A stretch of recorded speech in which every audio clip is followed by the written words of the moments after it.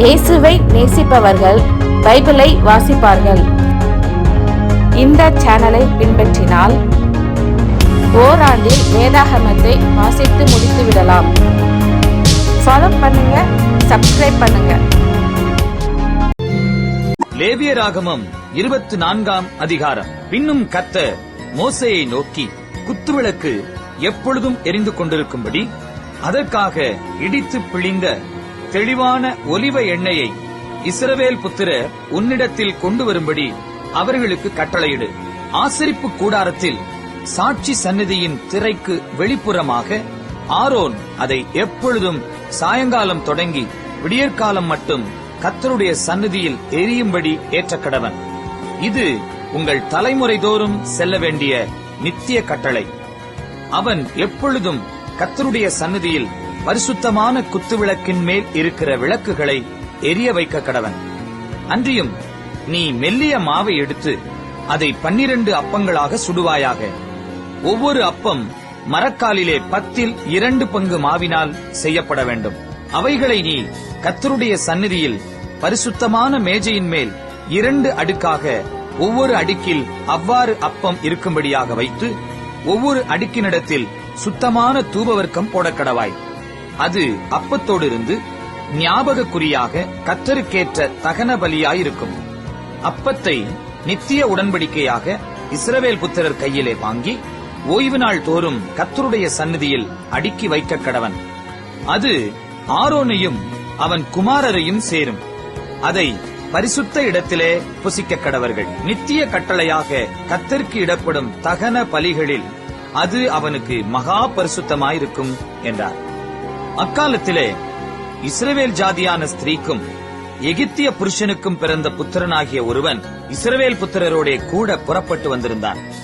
இவனும் இஸ்ரவேலனாகிய ஒரு மனிதனும் பாளையத்திலே சண்டை பண்ணினார்கள். அப்பொழுது இஸ்ரவேல் ஜாதியான அந்த ஸ்திரீயின் மகன் கர்த்தரின் நாமத்தை நிந்தித்து தூஷித்தான். அவனை மோசேயினிடத்தில் கொண்டு வந்தார்கள். அவன் தாயின் பேர் செலோமித். அவள் தான் கோத்திரத்தானாகிய திப்ரியின் குமாரத்தி. கர்த்தரின் வாக்கினாலே தங்களுக்கு உத்தரவு வருமட்டும் அவனை காவல்படுத்தினார்கள்.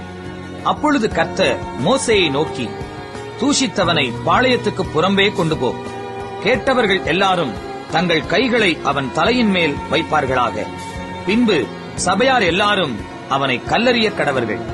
மேலும் நீ இஸ்ரவேல் புத்திரரை நோக்கி, எவனாகிலும் தன் தேவனை தூஷித்தால் அவன் தன் பாவத்தை சுமப்பான். கர்த்தருடைய நாமத்தை நிந்திக்கிறவன் கொலை செய்யப்பட வேண்டும். சபையார் எல்லாரும் அவனை கல்லறிய வேண்டும். பரதேசியானாலும் சுதேசியானாலும் கர்த்தரின் நாமத்தை தூஷிக்கிறவன் கொலை செய்யப்பட வேண்டும். ஒரு மனிதனை கொல்லுகிறவன் எவனோ அவன் கொலை செய்யப்பட வேண்டும். மிருகத்தை கொன்றவன் மிருகத்துக்கு மிருகம் கொடுக்க கடவன். ஒருவன் பிறனை ஊனப்படுத்தினால் அவன் செய்தபடியே அவனுக்கும் செய்யப்பட கடவது. நொறுக்குதலுக்கு நொறுக்குதல், கண்ணுக்கு கண், பல்லுக்கு பல். அவன் ஒரு மனிதனை ஊனப்படுத்தினது போல அவனும் ஊனப்படுத்தப்பட வேண்டும். மிருகத்தை கொன்றவன் பதில் கொடுக்க வேண்டும். மனிதனை கொன்றவனோ கொலை செய்யப்பட கடவன். உங்களில் பரதேசிக்கும் சுதேசிக்கும் ஒரே நியாயம் இருக்க வேண்டும். நான் உங்கள் தேவனாகிய கர்த்தர் என்று சொல் என்றார். அப்படியே தூஷித்தவனை பாளையத்துக்கு புறம்பே கொண்டு போய் அவனை கல்லறியும்படி மோசே இஸ்ரவேல் புத்திரரோடே சொன்னான். கர்த்தர் மோசேக்கு கட்டளையிட்டபடியே செய்தார்கள். லேவியராகமம் 25ஆம் அதிகாரம். கர்த்தர் சீனாய் மலையில் மோசேயை நோக்கி, நீ இஸ்ரவேல் புத்திரரோடே சொல்ல வேண்டியது என்னவென்றால், நான் உங்களுக்கு கொடுக்கும் தேசத்திலே நீங்கள் போய் சேர்ந்திருக்கும் போது தேசம் கர்த்தருக்கென்று ஓய்வு கொண்டாட வேண்டும். 6 வருஷம் உன் வயலை விதைத்து உன் திராட்சத் தோட்டத்தை கிளை கழித்து அதன் பலனை சேர்ப்பாயாக. 7ஆம் வருஷத்திலோ கர்த்தருக்கென்று ஓய்ந்திருக்கும் ஓய்வு தேசத்திற்கு இருக்க வேண்டும். அதில் உன் வயலை விதைக்காமலும் உன் திராட்சத் தோட்டத்தை கிளை கழிக்காமலும் தானாய் விளைந்து பயிரானதை அறுக்காமலும் கிளை கழிக்காதே விட்ட திராட்சை செடியின் பழங்களை சேர்க்காமலும் இருப்பாயாக. தேசத்துக்கு அது ஓய்வு வருஷமாய் இருக்க கடவது. தேசத்தின் ஓய்விலே பயிராகிறது உங்களுக்கு ஆகாரமாயிருப்பதாக. உன் வேலைக்காரனுக்கும் உன் வேலைக்காரிக்கும் உன் கூலிக்காரனுக்கும் உன்னிடத்தில் தங்குகிற அந்நியனுக்கும் உன் நாட்டு மிருகத்துக்கும் உன் தேசத்தில் இருக்கிற காட்டு மிருகத்துக்கும் அதில் விளைந்திருப்பதெல்லாம் ஆகாரமாயிருப்பதாக. அன்றியும் 7 ஓய்வு வருஷங்களுள்ள 7 வருஷங்களை எண்ணுவாயாக. அந்த 7 ஓய்வு வருஷங்களும் 49 வருஷமாகும். அப்பொழுதும் 7ஆம் மாதம் 10ஆம் தேதியில் எக்காள சத்தம் தொனிக்கும்படி செய்ய வேண்டும். பாவ நிவாரண நாளில் உங்கள் தேசமெங்கும் எக்காள சத்தம் தொனிக்கும்படி செய்ய வேண்டும். 50ஆம் வருஷத்தை பரிசுத்தமாக்கி தேசமெங்கும் அதன் குடிகளுக்கெல்லாம் விடுதலை கூற கடவீர்கள். அது உங்களுக்கு யூபிலி வருஷம். அதிலே உங்களில் ஒவ்வொருவனும் தன் தன் காணியாட்சிக்கும் தன் தன் குடும்பத்துக்கும் திரும்பி போக கடவன். அந்த 50ஆம் வருஷம் உங்களுக்கு யூபிலி வருஷமாயிருப்பதாக. அதிலே விதைக்காமலும் தானாய் விளைந்து பயிரானதை அறுக்காமலும் கிளை கழிக்காமல் விடப்பட்ட திராட்சை செடியின் பழங்களை சேர்க்காமலும் இருப்பீர்களாக. அது யூபிலி வருஷம். அது உங்களுக்கு பரிசுத்தமாயிருக்க வேண்டும். அந்த வருஷத்தில் வயல்வெளியில் விளைந்தவைகளை நீங்கள் புசிக்க வேண்டும். அந்த யூபிலி வருஷத்தில் உங்களில் அவனவன் தன் தன் காணியாட்சிக்கு திரும்பி போக கடவன். ஆகையால் பிறனுக்கு எதையாவது விற்றாலும் அவனிடத்தில் எதையாவது கொண்டாலும் ஒருவருக்கொருவர் அநியாயம் செய்யக்கூடாது. யூபிலி வருஷத்துக்கு பின்வரும் வருஷங்களின் தொகைக்கேற்க பிறனிடத்தில் கொள்ளுவாயாக. பலனுள்ள வருஷங்களின் தொகைக்கேற்க அவன் உனக்கு விற்பானாக. பலனுள்ள வருஷங்களின் இலக்கத்தை பார்த்து அவன் உனக்கு விற்கிறபடியால் வருஷங்களின் தொகை ஏறினால் விலை ஏறவும் வருஷங்களின் தொகை குறைந்தால் விலை குறையவும் வேண்டும். உங்களில் ஒருவனும் பிறனுக்கு அநியாயம் செய்யக்கூடாது. உன் தேவனுக்கு பயப்பட வேண்டும். நான் உங்கள் தேவனாகிய கர்த்தர். என் கட்டளைகளின்படி செய்து என் நியாயங்களை கைக்கொண்டு அவைகளின்படி நடக்க கடவீர்கள். அப்பொழுது தேசத்திலே சுகமாய் குடியிருப்பீர்கள். பூமி தன் கனியை தரும். நீங்கள் திருப்தியாக சாப்பிட்டு அதில் சுகமாய் குடியிருப்பீர்கள். 7ஆம் வருஷத்தில் எதை புசிப்போம்? நாங்கள் விதைக்காமலும் விளைந்ததை சேர்க்காமலும் இருக்க வேண்டுமே என்று சொல்வீர்களானால், நான் 6ஆம் வருஷத்தில் உங்களுக்கு ஆசீர்வாதத்தை அனுக்கிரகம் பண்ணுவேன். அது உங்களுக்கு 3 வருஷத்தின் பலனை தரும். நீங்கள் 8ஆம் வருஷத்திலே விதைத்து 9ஆம் வருஷம் மட்டும் பழைய பலனிலே சாப்பிடுவீர்கள். அதின் பலன் விளையும் வரைக்கும் பழைய பலனை சாப்பிடுவீர்கள். தேசம் என்னுடையதா இருக்கிறபடியால் நீங்கள் நிலங்களை அறுதியாய் விற்க வேண்டாம். நீங்கள் பரதேசிகளும் என்னிடத்தில் புறக்குடிகளுமாய் இருக்கிறீர்கள். உங்கள் காணியாட்சியான தேசமெங்கும் நிலங்களை மீட்டுக் கொள்ள இடம் கொடுக்க கடவீர்கள். உங்கள் சகோதரன் தரித்திரப்பட்டு தன் காணியாட்சியிலே சிலதை விற்றால் அவன் இனத்தான் ஒருவன் வந்து தன் சகோதரன் விற்றதை மீட்க கடவன். அதை மீட்க ஒருவனும் இல்லாமல் தானே அதை மீட்க தக்கவனானால் அதை விற்ற பின் சென்ற வருஷங்களின் தொகையை தள்ளி நீண்ட தொகையை ஏற்றி கொண்டவனுக்கு கொடுத்து அவன் தன் காணியாட்சிக்கு திரும்பி போக கடவன். அப்படி கொடுப்பதற்கான நிர்வாகம் அவனுக்கு இல்லாவிட்டால் அவன் விற்றது வாங்கினவன் கையிலே யூபிலி வருஷம் மட்டும் இருந்து யூபிலி வருஷத்திலே அது விடுதலையாகும். அப்பொழுது அவன் தன் காணியாட்சிக்கு திரும்ப போவான். ஒருவன் மதில் சூழ்ந்த பட்டணத்திலுள்ள தன் வாசஸ்தலமாகிய வீட்டை விற்றால் அதை விற்ற 1 வருஷத்துக்குள் அதை மீட்டுக் கொள்ளலாம். 1 வருஷத்துக்குள்ளாகவே அதை மீட்டுக் கொள்ள வேண்டும்.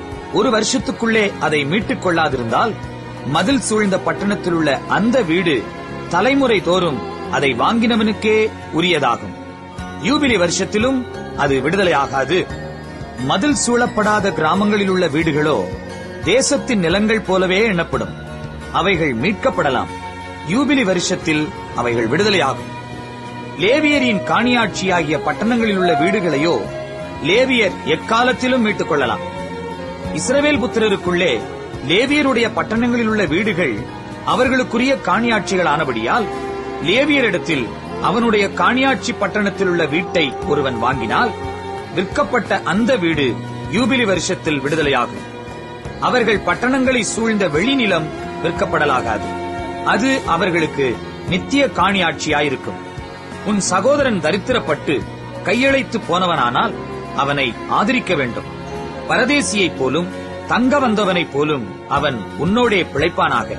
நீ அவன் கையில் வட்டியாவது பொலிசையாவது வாங்காமல் உன் தேவனுக்கு பயந்து உன் சகோதரன் உன்னோடே பிழைக்கும்படி செய்வாயாக. அவனுக்கு உன் பணத்தை வட்டிக்கும் உன் தானியத்தை பொலிசைக்கும் கொடாயாக. உங்களுக்கு கானான் தேசத்தை கொடுத்து உங்களுக்கு தேவனாயிருக்கும்படி உங்களை எகிப்து தேசத்திலிருந்து புறப்பட பண்ணின உங்கள் தேவனாகிய கர்த்தர் நானே. உன் சகோதரன் தரித்திரனாகி உனக்கு விலைப்பட்டு போனால் அவனை அடிமையைப் போல ஊழியஞ்செய்ய நெருக்க வேண்டாம். அவன் கூலிக்காரனைப் போலவும் தங்க வந்தவனைப் போலவும் உன்னோடே இருந்து யூபிலி வருஷம் மட்டும் உன்னிடத்தில் சேவிக்க கடவன். பின்பு தன் பிள்ளைகளோடும் கூட உன்னை விட்டு நீங்களாகி தன் குடும்பத்தாரிடத்துக்கும் தன் பிதாக்களின் காணியாட்சிக்கும் திரும்பி போக கடவன். அவர்கள் நான் எகிப்து தேசத்திலிருந்து புறப்பட பண்ணின என்னுடைய ஊழியக்காரர். ஆகையால் அவர்கள் அடிமைகளாக விற்கப்படலாகாது. நீ அவனை கொடூரமாய் ஆளாமல் உன் தேவனுக்கு பயந்திரு. உனக்கு இருக்கும் ஆண் அடிமையும் பெண் அடிமையும் சுற்றிலும் இருக்கிற புறஜாதிகளாய் இருக்க வேண்டும். அவர்களில் நீ ஆண் அடிமையையும் பெண் அடிமையையும் விலைக்கு வாங்கலாம். உங்களிடத்திலே பரதேசிகளாய் தங்குகிற அந்நிய புத்திரரிலும் உங்கள் தேசத்தில் உங்களிடத்திலே பிறந்திருக்கிற அவர்களுடைய குடும்பத்தாரிலும் நீங்கள் உங்களுக்கு அடிமைகளை கொண்டு அவர்களை உங்களுக்கு சுதந்திரமாக்கலாம். அவர்களை உங்களுக்கு பின்வரும் உங்கள் சந்ததியாரும் சுதந்திரிக்கும்படி நீங்கள் அவர்களை சுதந்திரமாக்கிக் கொள்ளலாம். என்றைக்கும் அவர்கள் உங்களுக்கு அடிமைகளாயிருக்கலாம். உங்கள் சகோதரராகிய இஸ்ரவேல் புத்திரரோ ஒருவரை ஒருவர் கொடூரமாக ஆளக்கூடாது. உன்னிடத்தில் இருக்கிற பரதேசியும் அந்நியனும் செல்வனாயிருக்க அவனிடத்தில் இருக்கிற உன் சகோதரன் தரித்திரப்பட்டு அந்த பரதேசிக்காவது அந்நியனுக்காவது பரதேசியின் குடும்பத்தாரில் எவனுக்காவது அவன் விலைப்பட்டு போனால் அவன் விலைப்பட்டு போன பின் திரும்ப மீட்கப்படலாம். அவன் சகோதரரில் ஒருவன் அவனை மீட்கலாம். அவனுடைய பிதாவின் சகோதரனாவது அந்த சகோதரனுடைய புத்திரனாவது அவன் குடும்பத்திலுள்ள அவனைச் சேர்ந்த இனத்தாரில் எவனாவது அவனை மீட்கலாம். தன்னால் கூடுமானால் தன்னை தானே மீட்டுக் கொள்ளலாம். அவன் தான் விலைப்பட்ட வருஷம் தொடங்கி யூபிலி வருஷம் வரைக்கும் உண்டான காலத்தை தன்னை விலைக்குக் கொண்டவனுடன் கணக்கு பார்க்க கடவன். அவனுடைய விலைக்கரையம் கூலிக்காரனுடைய காலக்கணக்கு போல வருஷத் தொகைக்கு ஒத்து பார்க்க வேண்டும். இன்னும் அநேக வருஷங்கள் இருந்தால் அவன் தன் விலைக்கரையத்திலே அவைகளுக்கு தக்கதை தன்னை மீட்கும் பொருளாக திரும்ப கொடுக்க கடவன். யூபிலி வருஷம் மட்டும் மீதியாயிருக்கிற வருஷங்கள் கொஞ்சமே ஆனால் அவனோட கணக்கு பார்த்து தன் வருஷங்களுக்கு தக்கதை தன்னை மீட்கும் பொருளாக திரும்ப கொடுக்க வேண்டும். இவன் வருஷத்திற்கு வருஷம் கூலி பொருந்திக் கொண்ட கூலிக்காரனைப் போல அவனிடத்தில் இருக்க வேண்டும். அவன் இவனை உனக்கு முன்பாக கொடூரமாய் ஆளக்கூடாது.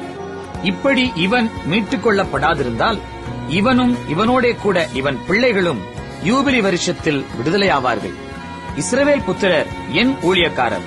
அவர்கள் நான் எகிப்து தேசத்திலிருந்து புறப்பட பண்ணின என் ஊழியக்காரரே. நான் உங்கள் தேவனாகிய கர்த்தர்.